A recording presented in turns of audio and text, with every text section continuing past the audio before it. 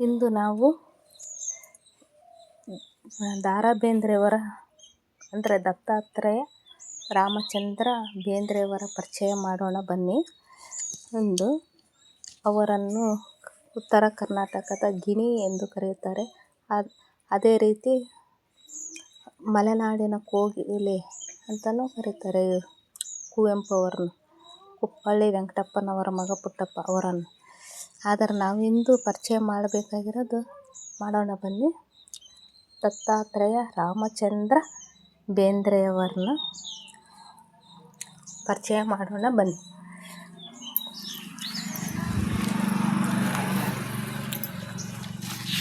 ಇವರನ್ನು ವರಕವಿ ಎಂದು ಕರೆಯುತ್ತಾರೆ ಜನಮೆಚ್ಚಿ.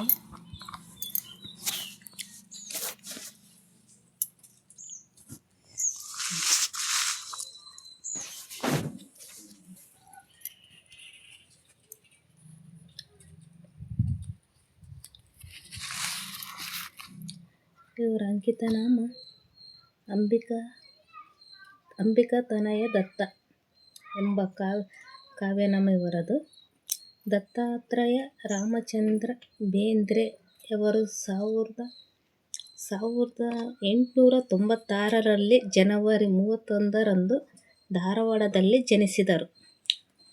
ಇವರ ಪರಿಚಯ ಮಾಡೋಣ ಬನ್ನಿ. ಅಂಬಿಕಾ ತನಯ ದತ್ತ ಎಂಬ ಕಾವ್ಯನಾಮದಿಂದ ಕನ್ನಡಿಗರ ಮನೆ ಮಾತಾಗಿರುವ ದತ್ತಾತ್ರೇಯ ರಾಮಚಂದ್ರ ಬೇಂದ್ರೆ ಕನ್ನಡ ನವೋದಯ ಸಾಹಿತ್ಯದ ಪ್ರಮುಖ ಕವಿಗಳಲ್ಲಿ ಒಬ್ಬರು. ಕನ್ನಡ ಅದ್ವಿತೀಯ ಪ್ರತಿಭೆಗಿರುವ ಇನ್ನೊಂದು ಹೆಸರೇ ದತ್ತಾತ್ರೇಯ ರಾಮಚಂದ್ರ ಬೇಂದ್ರೆ. ತುಂಬ ಪ್ರತಿಭಾವಂತರು, ಬುದ್ಧಿಜೀವಿಗಳು, ಭಾವನಾಶೀಲರೂ ಆಗಿರುವ ಬೇಂದ್ರೆ ಕನ್ನಡ ಕವಿಲೋಕದ ಇನ್ನೊಂದು ಧ್ರುವತಾರೆ. ಈ ಕವಿಪುಂಗವ ಕನ್ನಡ ಸಾಹಿತ್ಯಕ್ಕೆ ನೀಡಿದ ಕೊಡುಗೆ ಅಪಾರ. ಸುಮಾರು 5-6 ದಶಕಗಳಷ್ಟು ದೀರ್ಘಕಾಲ ಅವಿರತವಾಗಿ ಶ್ರಮಿಸಿ ಕನ್ನಡಕ್ಕೆ ಅನುಪಮ ಸೇವೆ ಸಲ್ಲಿಸಿದ ಮಹನೀಯರು ದತ್ತಾತ್ರೇಯ ರಾಮಚಂದ್ರ ಬೇಂದ್ರೆ.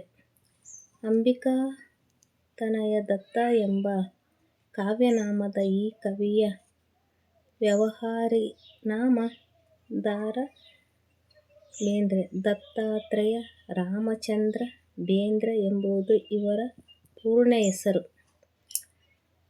1896ರ ಜನವರಿ 31ರಂದು ಧಾರವಾಡದಲ್ಲಿ ಜನಿಸಿದ ಬೇಂದ್ರೆಯವರ ತಂದೆ ರಾಮಚಂದ್ರ ಮತ್ತು ತಾಯಿ ಅಂಬಿಕಾ ಅಥವಾ ಅಂಬವ್ವ. ಬೇಂದ್ರೆಯವರದು ವೈದಿಕ ಮನೆತನ. ಬಡತನದ ಬದುಕು. ಬೇಂದ್ರೆಯವರ ಪತ್ನಿಯ ಹೆಸರು ಲಕ್ಷ್ಮೀಬಾಯಿ. ಅವರ ಮಗ ವಾಮನ ಬೇಂದ್ರೆ ಕನ್ನಡ ಬರಹಗಾರರಲ್ಲಿ ಒಬ್ಬರು. ಬೇಂದ್ರೆಯವರು ಹುಟ್ಟಿದ್ದು ಪ್ರಾಥಮಿಕ ಪ್ರೌಢ ಶಿಕ್ಷಣ ಪಡೆದದ್ದು ಧಾರವಾಡದಲ್ಲಿ.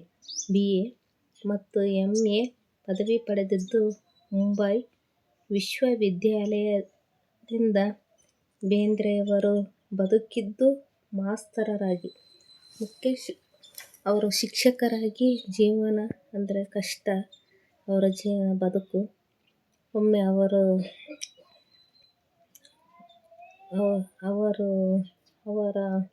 ಬಡತನ ಜೀವನದಲ್ಲಿ ಅವರು ಕಷ್ಟದ ಹಾದಿಯಲ್ಲಿ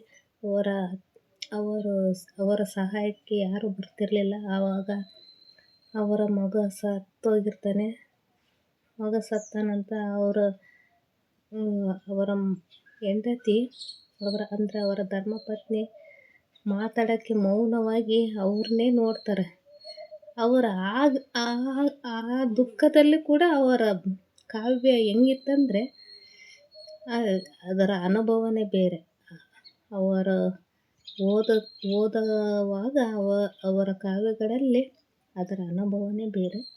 ಅವರು ಹೇಳ್ತಾರೆ, ನೀ ಹಿಂಗ ನೋಡಬೇಡ ನನ್ನ, ನೀ ಹಿಂಗ ನೋಡಿದರೆ ನನ್ನ, ತಿರುಗಿ ನಾ ಹೆಂಗ ನೋಡಲಿ ನಿನ್ನ ಅಂತ ಅವರ ಅವರ ಅವರ ದುಃಖದಲ್ಲೂ ಕೂಡ ಆ ಭಾವನೆಯ ಸಂಗೀತದ ಸ್ವರ ಸಾಗರನೇ ಹರಿಯುತ್ತೆ. ದುಃಖನ ಆ ರೀತಿ ಅವರು ಹೇಳ್ಕೊಳ್ತಾರೆ.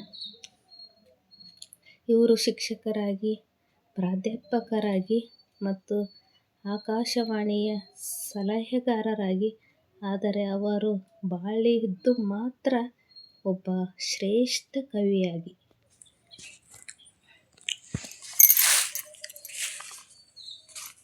ಕೆಲ ಕಾಲ ಸೋಲಾಪುರದ ಕಾಲೇಜಿನಲ್ಲಿ ಕನ್ನಡ ಪ್ರೊಫೆಸರಾಗಿ ಅನುಪಮ ಸೇವೆ ಸಲ್ಲಿಸಿದ ಬೇಂದ್ರೆಯವರು ಅನಂತರ ಧಾರವಾಡ ಆಕಾಶವಾಣಿ ಕೇಂದ್ರದ ಸಾಹಿತ್ಯ ಸಲಹೆಗಾರರಾಗಿ ಕೆಲಸ ಮಾಡಿ ನಿವೃತ್ತರಾದರು. ಅವರು ಆಕಾಶವಾಣಿ ಧಾರವಾಡದಲ್ಲಿ ಸುಮಾರು 10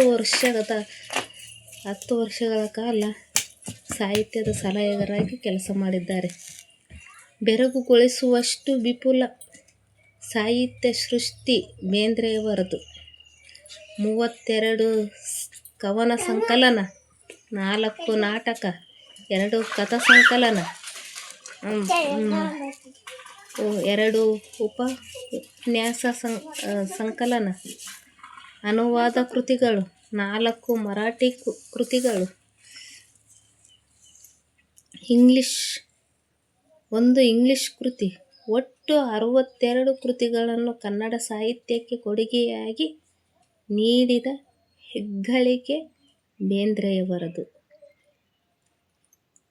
ಗರಿ, ನಾದಲೀಲೆ, ಗಂಗಾವತರಣ, ಮೂರ್ತಿ ಮತ್ತು ಕಾಮಕಸ್ತೂರಿ, ಅರಳು ಮರಳು, ಸೂರ್ಯಪಾನ, ಸಖಿಗೀತ, ಉಯ್ಯಾಲೆ, 4 ತಂತಿ. ಇದು 4 ತಂತಿ ಕವನ ಸಂಕಲನ ಆದರೂ ಅದು ಅವರಿಗೆ ಶ್ರೇಷ್ಠವಾದ ಜ್ಞಾನಪೀಠ ಪ್ರಶಸ್ತಿಯನ್ನು ಆ 4 ತಂತಿ ಕವನ ಸಂಕಲನಕ್ಕೆ ಅವ್ರಿಗೆ ಜ್ಞಾನಪೀಠ ಪ್ರಶಸ್ತಿ ತಂದುಕೊಟ್ಟಿದ್ದು. ಒಲವೇ ಬದುಕು, ಬಾ ಹತ್ತಿರ ಇವು ಕವಿ ಬೇಂದ್ರೆಯವರ ಕೆಲವು ಪ್ರಮುಖ ಕವನ ಸಂಕಲನಗಳು. ಜಾತ್ರೆ, ಸಾಯೋ ಆಟ ಇವು ಬೇಂದ್ರೆಯವರ ಕೆಲವು ಪ್ರಮುಖ ನಾಟಕಗಳು. ಸಾಹಿತ್ಯದ ವಿರಾಟ್ ಸ್ವರೂಪ ಅವರ ಒಂದು ಮಹತ್ವದ ವಿಮರ್ಶಕ ಗ್ರಂಥ. ಇವಲ್ಲದೆ ಸಾಹಿತ್ಯ ಮತ್ತು ವಿಮರ್ಶೆ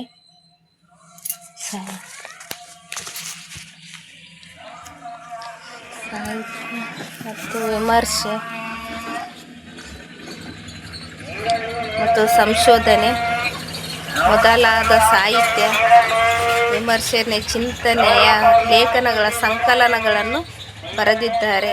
ಅನೇಕ ಪ್ರಬಂಧಗಳನ್ನು ರಚಿಸಿದ್ದಾರೆ. ಮೇಘದೂತ, ಭಗ್ನಮೂರ್ತಿ ಮೊದಲಾದ ಕವನಗಳನ್ನು ಅನುವಾದಿಸಿದ್ದಾರೆ. ಇವರ ಶ್ರೇಷ್ಠ ವಿಚಾರ ಮಂಜರಿ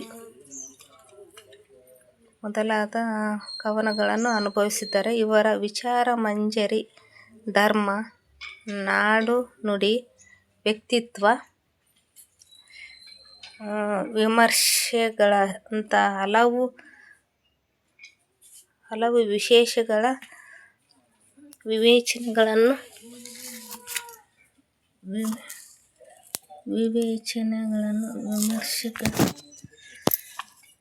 ವಿವೇಚನೆಗಳನ್ನು ಒಳಗೊಂಡ ರಚಿತವಾದ ಒಂದು ಮಹತ್ವದ ಗ್ರಂಥ ಬೇಂದ್ರೆಯವರ ಕೃಷ್ಣಕುಮಾರಿ ಕವನ ಸಂಕಲನ. ಇತಿಹಾಸ ಪ್ರಸಿದ್ಧ ಕರುಣ ಕಥೆಯಾಗಿದೆ. ಸಖಿಗೀತ ಅವರ ದಾಂಪತ್ಯ ಜೀವನದ ಆತ್ಮಕಥೆ. ಅದರಲ್ಲಿ ಅವರು ತಮ್ಮ ಜೀವನವ ಎಲ್ಲ ಅದರಲ್ಲಿ ಬರೆದಿದ್ದಾರೆ. ಹಾಡು ಪಾಡು ಅವರ ಪಾತ್ರವಿಯೋಗದಿಂದುಂಟಾದ ಭಾವನೆಗಳ ಚರಣ ಅವರ ಕನ್ನಡ ಮೇಘದೂತ. ಕಾಳಿದಾಸನ ಮೇಘದೂತ ಕನ್ನಡ ಅನುವಾದ. ಅವರ ಮೂರ್ತಿ ಒಂದು ಪ್ರತ್ಯೇಕವನ್ನು ಪಡಿಸುವ ಕವನ ಮಾಲಿಕೆ. ಇದು ಅವರ ಕವನ ಮಾಲಿಕೆ. ಸಮಯದ ಅಭಾವ. ಬೇಂದ್ರೆಯವರನ್ನು ಗರುಡಿಗ ಎಂದು ಕರೆಯುತ್ತಾರೆ. ಕನ್ನಡದ ಶ್ರೇಷ್ಠ ಕವಿ ಬೇಂದ್ರೆಯವರಿಗೆ ಹತ್ತಾರು ಪ್ರಸಿದ್ಧ ಗೌರವಗಳು ಸಂದಿವೆ. ಬೇಂದ್ರೆಯವರು 1943ರಲ್ಲಿ ಶಿವಮೊಗ್ಗದಲ್ಲಿ ನಡೆದ 27ನೇ ಅಖಿಲ ಭಾರತ ಕನ್ನಡ ಸಾಹಿತ್ಯ ಸಮ್ಮೇಳನ ಅಧ್ಯಕ್ಷರಾಗಿದ್ದರು. 1956ರಲ್ಲಿ ನಡೆದ ಧಾರವಾಡದ ಆಕಾಶವಾಣಿಯಲ್ಲಿ 43ರಲ್ಲಿ ಶಿವಮೊಗ್ಗದ ನಡೆದ 27ನೇ ಅಖಿಲ ಭಾರತ ಕನ್ನಡ ಸಾಹಿತ್ಯ ಸಮ್ಮೇಳನದ ಅಧ್ಯಕ್ಷರಾಗಿದ್ದರು. 1956ರಿಂದ 66ರಲ್ಲಿ ಧಾರವಾಡ ಆಕಾಶವಾಣಿಯಲ್ಲಿ ಸಾಹಿತ್ಯ ಸಲಹೆಗಾರರಾಗಿದ್ದು ಸುಮಾರು 10 ವರ್ಷ ಸಲಹೆಗಾರರಾಗಿ ಕೆಲಸ ನಿರ್ವಹಿಸಿದ್ದಾರೆ. ಮೈಸೂರು ವಿಶ್ವವಿದ್ಯಾಲಯ ಬೇಂದ್ರೆಯವರಿಗೆ ಗೌರವ ಡಾಕ್ಟರೇಟ್ ಪ್ರಶಸ್ತಿಯನ್ನು ನೀಡಿ ಗೌರವಿಸಿದ್ದು. 1968ರಲ್ಲಿ ಅವರಿಗೆ ಪದ್ಮಶ್ರೀ ಪ್ರಶಸ್ತಿ ಮತ್ತು ಕನ್ನಡ ವಿಶ್ವವಿದ್ಯಾಲಯದಿಂದ ಗೌರವ ಡಾಕ್ಟರೇಟ್ ಪ್ರಶಸ್ತಿಗಳು ಬಂದವು. 1974ರಲ್ಲಿ ಅವರ 4 ತಂತಿ ಕವನ ಸಂಕಲನಕ್ಕೆ ಭಾರತೀಯ ಜ್ಞಾನಪೀಠ ಪ್ರಶಸ್ತಿ ಲಭಿಸಿತು. ಭಾರತ ಸರ್ಕಾರ ಅವರಿಗೆ 1968ರಲ್ಲಿ ಪದ್ಮಶ್ರೀ ಮತ್ತು ಕರ್ನಾಟಕ ಕುಲತಿಲಕ್ ಬಿರುದುಗಳನ್ನು ನೀಡಿ ಗೌರವಿಸಿತು. ಸಾಹಿತ್ಯ ಆಚಾರ್ಯ ಎಂಬ ಬಿರುದು ಅವರಿಗೆ ಬಂದಿತ್ತು. ಜನತೆ ಅವರ ಸಾಹಿತ್ಯವನ್ನು ಮೆಚ್ಚಿ ವರಕವಿ ಎಂಬ ಬಿರುದನ್ನು ನೀಡಿ ಗೌರವಿಸಿತು. ಇದಲ್ಲದೆ ಮಾಂತ್ರಿಕ ಕವಿ, ಗರುಡಗ ಎಂಬ ಬಿರುದುಗಳು ಬೇಂದ್ರೆಯವರಿಗೆ ಸಂದಿವೆ. ಈ ಕವಿ ಪುಂಗವ 1981ರ ಅಕ್ಟೋಬರ್ 26ರಂದು ಕಣ್ಮರೆಯಾದರು. ಇವರು ಅತ್ಯುನ್ನತ ಶ್ರೇಷ್ಠ ಕವಿ. ಇದರಲ್ಲಿ ಯಾವುದೇ ರೀತಿಯ ಅನುಮಾನವಿಲ್ಲ. ಅವರು ಬದುಕಿದ್ದಾಗ ಅಪಾರವಾದ ಸಾಧನೆಯನ್ನು ಅವರು ಸಾಧಿಸಿದ್ದಾರೆ. ಅವರು ಒಮ್ಮೆ ಅದು ಕಥೆಯೇ ಆಗುತ್ತೆ, ಅದರ ಪ್ರೂಫ್ ಬೇಕಲ್ಲ, ಅದರ ಸಲುವಾಗಿ ಹೇಳುವುದು ನನಗೆ ಕಷ್ಟಕರ ಆಗುತ್ತೆ. ಈ ವಿಡಿಯೋ ಇಷ್ಟವಾದರೆ ಒಂದು ಲೈಕ್ ಕೊಡ್ರಿ, ಒಂದು ಶೇರ್ ಮಾಡಿ, ಸಬ್ಸ್ಕ್ರೈಬ್ ಮಾಡಿ, ದಯವಿಟ್ಟು ಮರೆಯಬೇಡಿ. Thank you. ಈ ವಿಡಿಯೋ ನೋಡಿದ್ದಕ್ಕೆ ಧನ್ಯವಾದಗಳು.